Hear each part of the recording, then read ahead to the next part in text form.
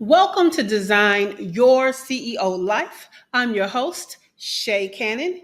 I have designed my CEO life to live and work my business from anywhere in the world. I started this journey in Belize. I lived in Mexico for 3 years before going to Buenos Aires, Argentina for a year and a half, and then coming back to my favorite little beach town of Playa del Carmen, Mexico. So I am truly living my best life just 3 blocks from the Caribbean Sea. So thank you for joining me as I share conversation and stories and strategies to help you to design your CEO life. I'm enjoying season 2. Are you? I thank you for tuning in. This conversation may seem one sided, but although I'm the one talking to you, I know you have thoughts and about the things that I'm saying, and you might even be answering me back. So I would love to hear from you. I want to hear from you. So I am at Shay Cannon COO everywhere. That's at Shay Cannon COO on social media. So send me a DM, tag me in a post. Let me know what you're enjoying about the show. Have you learned any lessons? Are you applying anything and getting results? Or is there anything you don't agree with? I want to hear it all. All right? Cool. Now, this episode is episode 6, JOMO, the joy of missing out. Let's get into it. A huge obstacle to living your best life is the disease to please. Okay, we've talked in the past about how telling others yes is telling yourself no. That's right. When you give your yes to someone else, you are taking a yes away from yourself. You are one person. And as one person, you only have so much time, so much brain, so much energy. Okay. You just only have so much everything. Okay. So every time you use these very finite or limited resources for someone else, they are no longer available to you. So that's what I mean by when you tell people yes, you're telling yourself no. Because if in that space and time you're doing something for them, then that means in that space and time you're not doing anything for you. Okay? So that's what that means. So this seems to be especially difficult uh, for most of you to say no to invitations. We get an invitation. We're flattered that people want us to be there. We feel special. We would not want to be invited. But when people invite you, how often do you say no? Yeah, I want you to just think about it. People invite people places all the time, right? How often do you say no? Most of you say yes most of the time. And yeah, you're not alone. In my opinion, this is where they get you. Okay. And this is the time when I'm going to take off my glasses and make sure that you can see and hear me. Okay. But before we go deeper, let's pull up and look at things from a bird's eye view for a minute. Okay. The flow of your life is made up of the decisions that you make.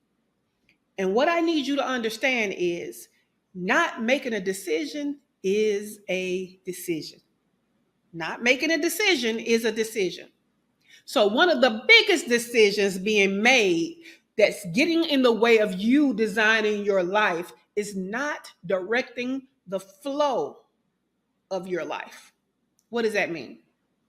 I'm glad you asked, okay? Because this is key. You see, when you are not making intentional decisions about your life, you are said to be going with the flow. But that flow is not your flow, it's someone else's flow. And it's okay to go with the flow sometimes. The problem comes in is that a lot of you are going with other people's flows most of the time. Yeah, you're going with that person's flow, and then you go with that person's flow, and then you go with this person's flow, and then this person. So you're going from flow to flow, and most of them are not your own flow. So that means your life is not your own. It's a connection of flows directed by other people. So other people are getting to use pieces of your life, and that is making up your life. You don't actually have a life of your own. You are just being directed by other people to play a part in their lives. When are you going to be the star of your own life? And it could be little things, but the little things add up. But it could be little things. Volunteering at your kid's school because the teacher cornered you and made you feel bad like you had to do it. Doing work on extra projects, even though you have your own stuff that you are responsible for completing at your job. You know, you just got roped into helping other people, even though you got your own workload. Even going to a wedding of someone you aren't even that close to just because they sent you an invitation in the mail. All of these things seem simple. They seem like small kindnesses and niceties that are isolated incidents. Until you realize you never have time for yourself, until you realize when you do have time for yourself, you're too tired to do the things that you enjoy or plan to do. And so you miss out on the things that would make your life feel like your best life because you're giving that life to other people. What if you were more intentional with your yes and your attendance? What if you were to shift your mind and realize that there is joy in missing out? Um, in a past season, or I should say in season one, because this is just season two, but in a past episode in season one, I asked you to create a happiness list. Okay. Included on this list were activities that make you happy, of course, but I gave you more focus, things that make you happy on a daily basis, things that make you happy on a weekly basis, things that could make you happy that you could do quarterly, and even things that you could do annually. Okay. Because I want you to get past just having a bucket list. Because most of the time, the things we have on our bucket list are not easily attainable.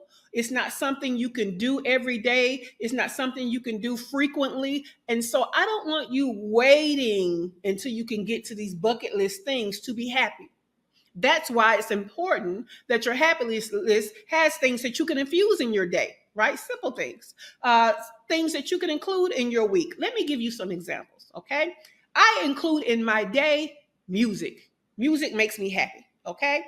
I include in my week having something really tasty and great that I love to eat, or even watching stand-up comedy at least weekly because I love to laugh. Okay, monthly might be some type of outing, right? Quarterly, oh, I take a week vacation every quarter.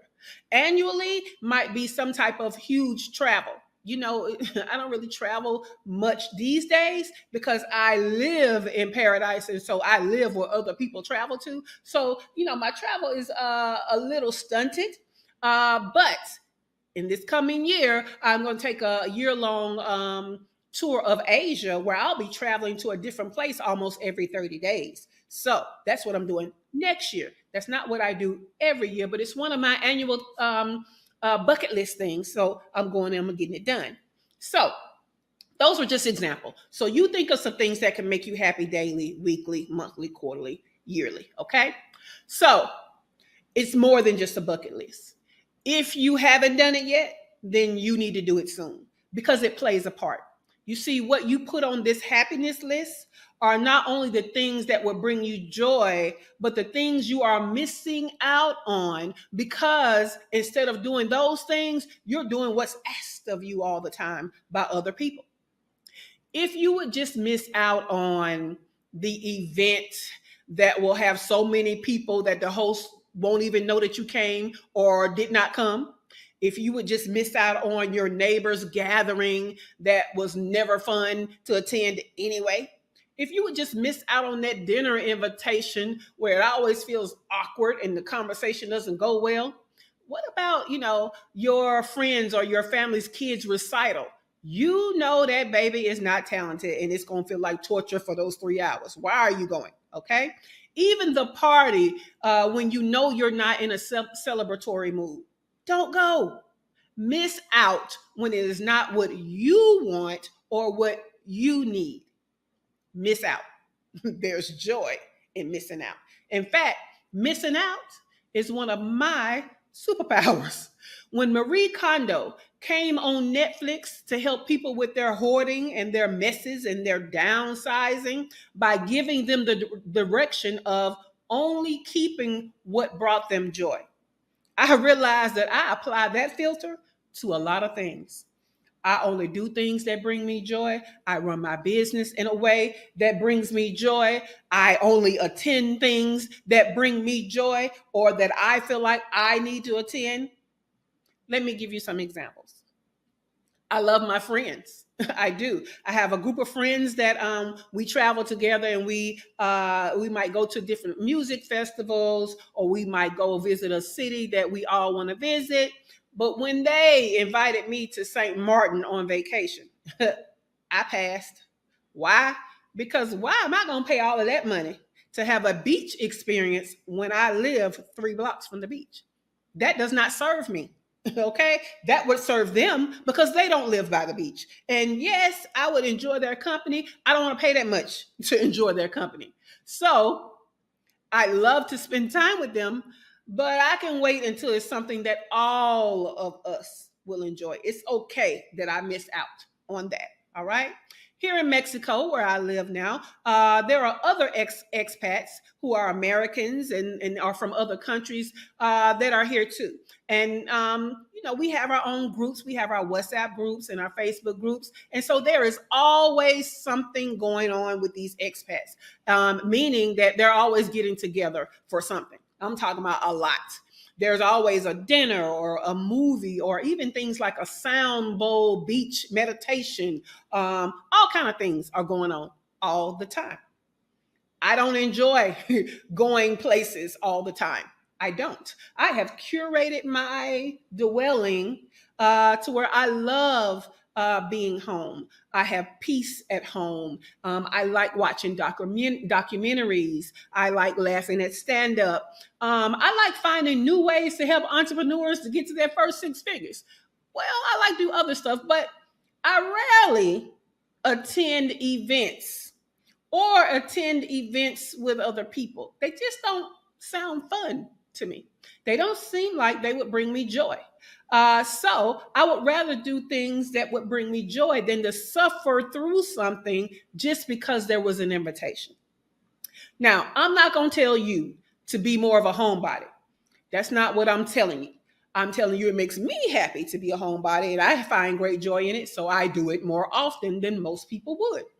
I'm encouraging you that whether it is at home or out and about, make intentional decisions about where you go and what you do. And instead of RSVPing yes to every invitation, make sure it's an invite to joy, not an invite to expectation.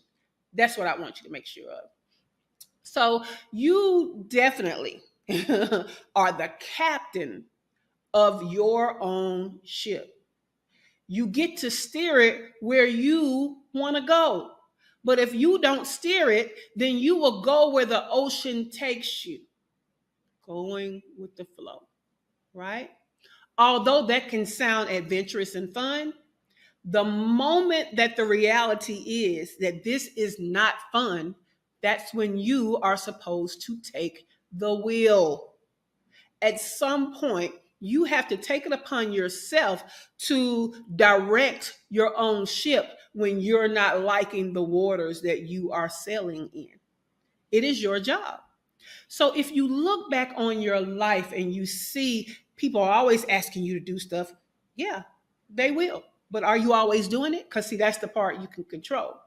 If you look back on your life and you realize there are things you've been wanting to do forever, but you've not gotten a chance to do it, think about why you haven't gotten that chance. What have you been saying yes to that now you've been saying no to these things that you claim you always wanted to do? See, this is how we design our life. One step is we know what we want from our life. But the next step is we actually have to live the design. You can't live your design if you're playing a pivotal role in someone else's design. And it doesn't mean you don't compromise. It doesn't mean that you don't do things for the sake of the relationships that are important to you. But see, it has to be a relationship that's important enough that your yes to them outweighs the no to you. And see, most yeses to other people should not outweigh the yes to you. Okay. So this is where it is. And so I have a few tips for you. You know, I always have the tips because I am trying to help you because y'all know I'm a master boundary setter. I say no, and I don't have a problem with it. But I understand that it's harder for people who are trying to come out of people pleasing or people who have just gone with flows and didn't realize they were going with flows. And so now they want to direct their own flow. Here are some tips to help you miss out on what does not bring you joy. Okay, another thing that is of note is that you don't owe most people an explanation of your decision. You don't owe them access to the information that you considered to come up with your decision. Okay?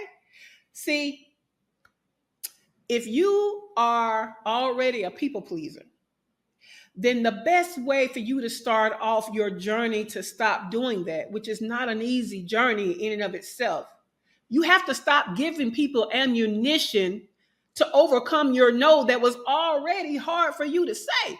Okay? So just saying no or no thank you is a complete sentence. Even if they ask why, okay? But first, I want you to know it's a complete sentence. Stop volunteering more than the no or the no thank you. That's the first step. But yes, I understand that people are going to challenge you. They're going to ask you why when you say no or no thank you. And you can just state something vague like, unfortunately, it just doesn't work for me. You see how I still did not give detail? I still I still didn't give detail. So here's another tip. Sometimes you can ignore how people are trying to passively, aggressively steer you in the direction they want you to go. Okay? Sometimes you can just ignore it. Because, see, everybody that takes up your time doesn't come directly to you in a direct way to take it up. Sometimes they just do these subtle hints that make you feel like you should say yes. So they say stuff like, oh, tell me when you get to town, because they want to know when you're in town so that they can do something with you or ask you to do something for them. Yeah, ignore that. You know what I'm saying? Some people would say, oh, you'll love such and such. You should go, because they thought it was great. Doesn't mean you'll think it's great. So there are going to be these passive aggressive suggestions to kind of direct your flow. And you can simply thank them and not go further. You don't have to say, yes, you're going to do it. Okay. Therefore, obligating yourself.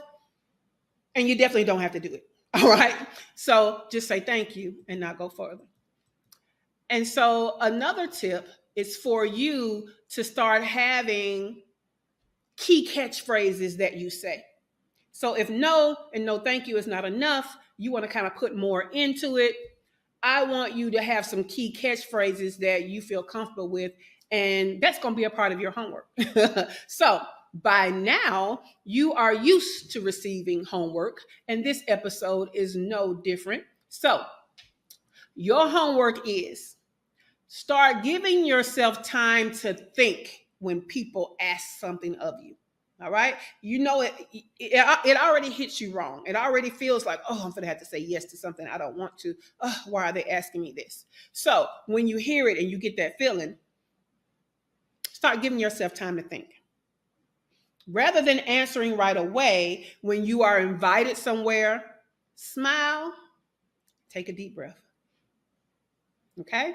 Now, if you're in a situation where there's a beverage handy, like you're at dinner or somewhere where you have something to drink, then you can slowly reach for the drink and slowly drink it before answering. Because see, all of this, the deep breath and the smile, the reaching for the, is so that it gives you time to decide, is this something I want to do? Because that's the start of it. Is it something you want to do? Because if not now, we have to figure out how to give our no. Okay? And this is what I was talking about a moment ago. Come up with a catchphrase or a phrase for you that's going to be your go-to phrase. Something that you're comfortable with. I'm comfortable with just saying no. Like, no. Right? It amazes me how there are situations where like somebody come to somebody and they ask them to borrow some money and they go, oh no, I don't have it to give. And why don't you have it? Why don't you have it? Why are you asking me for it? You know what I'm saying? So you don't owe people your yes. Because sometimes it's like, do it yourself or find somebody else. But everybody is not like me, and I understand that. So I need you to find a phrase that works for you and your personality where you still feel kind, you still feel gentle, because I just say no. All right. But for you, it may be something like, I would need to check my calendar. Everything gets screwed up if I don't check my calendar. See, that's a good one. It doesn't make it seem like you're saying no right now. It doesn't make it seem like you're rejecting them. Here's another one. It sounds amazing, but I'll have to get back to you, to be sure. That's one, right? What about, I appreciate that you always invite me. Let me make sure that I can make it before I confirm. See, there are ways that you can get out of this situation and still feel comfortable, not feel like you're rejecting them, not feel pressure, not having to say that no, you're so scared to say, but you still have not said yes, okay? So you have not stolen the yes from yourself. So better still, for your journey of missing out, get that happiness list created, okay? And start adding that stuff to your calendar so that by default, your calendar is filled with things that bring you joy. And then if you respect and honor the calendar and you start doing these things that are little promises to yourself, you'll start having a life of joy. I want you to think about it like this. The happiness list is your vision for joy. I need you to treat it like you would a business, okay? Y'all know that I'm a CEO, business coach, a fractional COO, all the things. So I love business, and so business examples are not far-fetched for me. You guys are being the CEO of your designing your own life, so you're in business, so listen to this. In business, you have a vision, right? And every decision that you make in that vision, in that business, is based on the vision. So that vision makes decisions easy because all your decisions are based on the vision of who you serve, how you serve them, and the transformation that you position them to experience. So businesses don't go spending money or time in places that don't help them fulfill their vision. Okay? Businesses don't spend money or time in places that don't help them fulfill their vision. Your vision is happiness, a life of joy. Stop spending time and money in places that don't bring you happiness and don't bring you joy. Okay? So embrace opting out of societal expectations and even trends, right? Of everybody's doing it, so you should try it. Opt out so that you can focus on your own path. On your own path.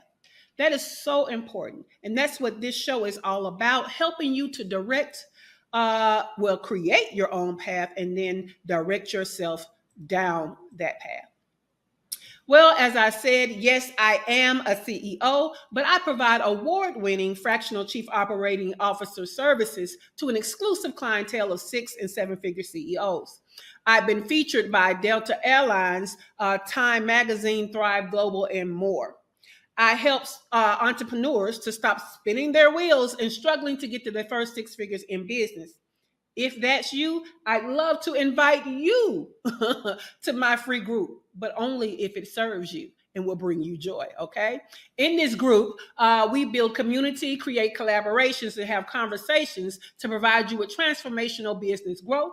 If it brings you joy to grow your business, then I would love for you to take this joyful invitation to join my group. It is at shaycannon.info/group. Well, that's all for this episode. It's been a pleasure having you to tune in. So, CEO, go design a life worth living. Bye for now.